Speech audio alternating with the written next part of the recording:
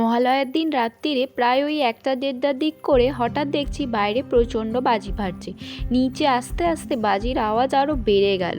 তো নিচে এসে দেখছি আমার কিছু বাজে দেওর আমাদের জন্য কার্তিক ঠাকুর নিয়ে এসছে। এখন বিয়ে হলে কার্তিক ঠাকুরটা ফেলা মাস্ট। তো ওরা এতটাই বাজে যে যেটা কার্তিক ঠাকুরটা কার্তিক মাসে ফেলার কথা সেটা আশ্বিন মাসে ফেলে দিয়েছে। তো ফেলে দিয়েছে, আর আমরা কি করব, চলো ঠাকুরটাকে আমরা ঘরে তুলে নিই। তো দুজনে মিলে ঠাকুরটাকে প্রথমে ঘরে তুলে নিয়ে গিয়ে বসালাম। সবাই বলে কার্তিক ঠাকুরকে নিজের ছেলের মতো যত্ন করতে হয়, তো আমি যতটা সম্ভব চেষ্টা করছি সেই যত্নটা করার। তো দেখো, আমরা দুজনে মিলে ঠাকুরটাকে নিয়ে এসে ঘরে বসালাম। তো ওরাই কার্তিকের জন্য খাবার এনেছিল, মিষ্টি, তারপর কুরকুরে, তারপর দেখছি পাস দিয়েছে। আমি বলছি যে কেন পাস দিয়েছো? নিজে বলছে তোমরা বলছো যে ছেলে, তো সে বাচ্চা ছেলেকে কেউ পাস দেয়, ওটা তোর জন্য ক্ষতিকর। বলছে যে অত কিছু খাবে, ওই তো হজম করতে হবে, ওই জন্য পাস দিয়েছি।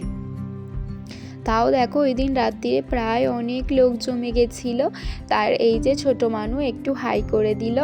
তো ওদের অনেক দাবি দাবা ছিল। আমি বললাম, বা আমার বড় বলল যে এখন তোমাদের দাবি দাবা মেটাবো না, দাবি দাবা কিছুদিন পরে মেটানো যাবে, ঠিক আছে?